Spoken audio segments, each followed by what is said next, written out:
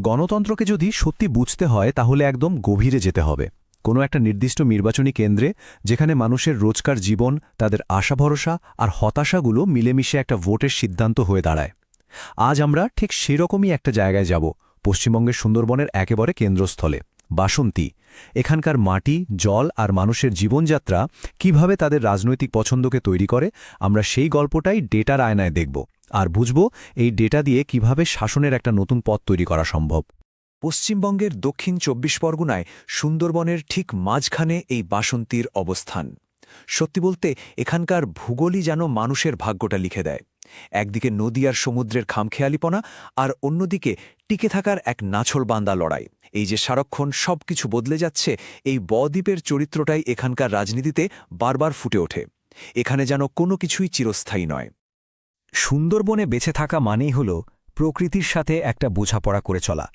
এই যেমন ধরুন ভাঙা নদীবাঁধ বন্যার ভয় নোনা জল এগুলো এখানকার মানুষের কাছে খবরের কাগজের হেডলাইন নয় এটা তাদের রোজকার সত্যি তো যেখানে বাঁচার লড়াইটাই এত কঠিন সেখানে রাজনৈতিক বিশ্বাস বা আনুগত্য তো পাথরের মতো শক্ত হতে পারে না তাই না সেটাও বদলায় ঠিক যেমন নদীর স্রোত তার বাঁক বদলায় এখানকার মানুষের চাওয়াটা খুব সহজ আর খুব মৌলিক একটুখানি নিরাপত্তা আর একটু স্থিরতা আজ আমরা কয়েকটা ধাপে এগোব প্রথমে আমরা বাসন্তীর মাটির কাছাকাছি যাব তার স্পন্দনটা বোঝার চেষ্টা করব তারপর কিছু ডেটা দেখব যা আমাদের এখানকার আসল ছবিটা দেখাবে আমরা বিশ্লেষণ করব এখানকার ভোটের ধরন মানুষের অভিযোগগুলো কি আর সবশেষে এইসব তথ্যের উপর ভিত্তি করে শাসনের একটা রূপরেখা বা ব্লুপ্রিন্ট তৈরির চেষ্টা করব তাহলে চলুন শুরু করা যাক দেখুন কোনো জায়গা রাজনীতি বুঝতে গেলে আগে সেই জায়গাটা আর তার মানুষদের বুঝতে হয় কারণ দিনের শেষে ওই ভোট বাক্সটা তো আসলে মানুষের জীবনেরই একটা প্রতিচ্ছবি তাদের আশা তাদের না পাওয়া তাদের ক্ষোভ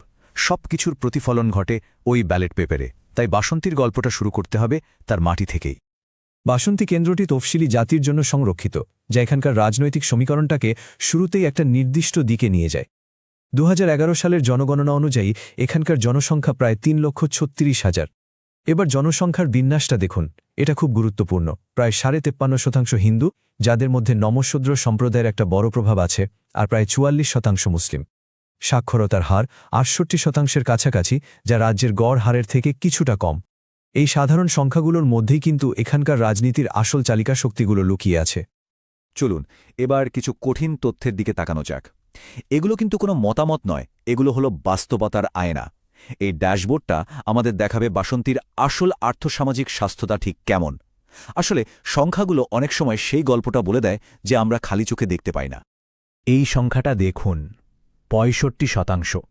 মানে এখানকার ৬৫% পরিবার দারিদ্র্যসীমার নিচে বাস করে ভাবুন একবার এর মানে হল প্রতি ৩টে ঘরবাড়ির মধ্যে ২টো বাড়িকে তাদের বেঁচে থাকার ন্যূনতম চাহিদা মেটানোর জন্য রোজ লড়াই করতে হয় এই ব্যাপক দারিদ্র্যই কিন্তু এখানকার প্রায় সমস্ত সমস্যার মূলে মানুষের কাছে যখন রোজকার খাবার জোগাড় করাটাই একটা চ্যালেঞ্জ তখন উন্নয়ন বা ভবিষ্যতের কথা ভাবাটা তো বিলাসিতা আর এই দারিদ্র্যের সাথে সরাসরি জুড়ে আছে পরিকাঠামোর অভাব এখানকার ৫০% গ্রামে মানে অর্ধেক গ্রামে এখনও কোনো পাকা রাস্তা নেই একবার কল্পনা করুন তো বর্ষাকালে এই গ্রামগুলোর অবস্থাটা ঠিক কী হয় ভালো রাস্তা না থাকার মানে তো শুধু যাতায়াতের অসুবিধা নয় এর মানে হলো কেউ অসুস্থ হলে তাকে সহজে হাসপাতালে নিয়ে যাওয়া যায় না কৃষকরা তাদের ফসল ঠিক সময় বাজারে পৌঁছাতে পারে না ছেলেমেয়েরা ঠিকমতো স্কুলে যেতে পারে না উন্নয়ন তো শুরুই হয় রাস্তা থেকে সমস্যাগুলো যেন একটা সুতোয় বাঁধা দুর্বল নদীবাঁধের জন্য প্রায় প্রতি বছরই বন্যা আসে মানুষের ঘরবাড়ি চাষের জমি সব ভাসিয়ে নিয়ে যায়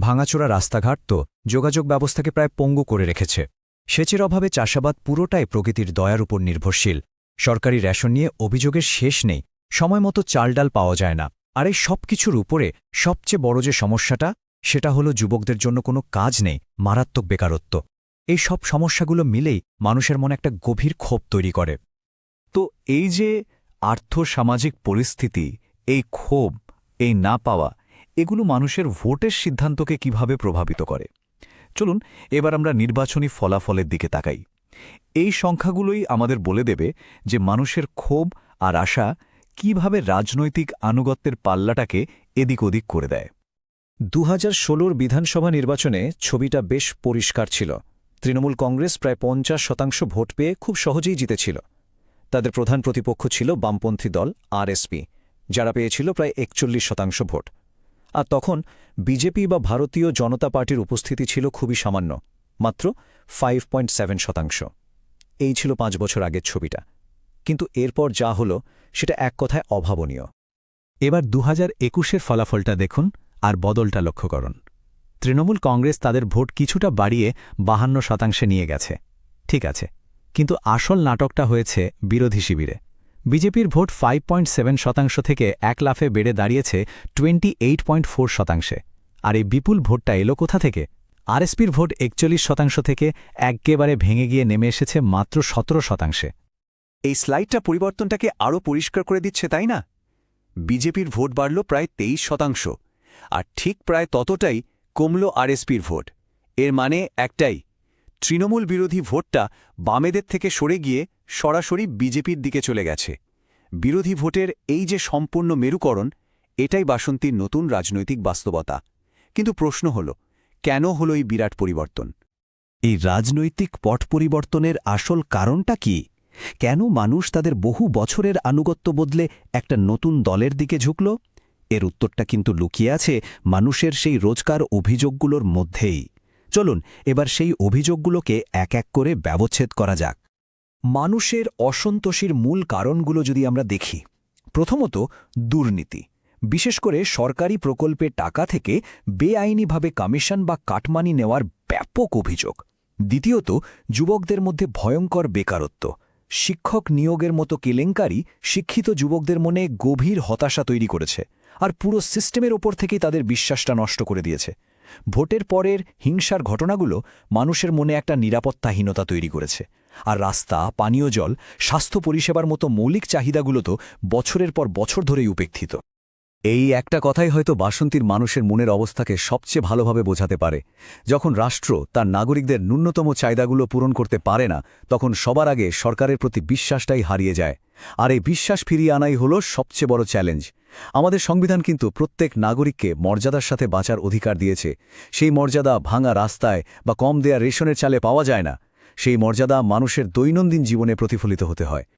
সমস্যাগুলো তো আমরা দেখলাম, কিন্তু সমাধান কি? শুধু সমস্যা চিহ্নিত করলেই তো হবে না।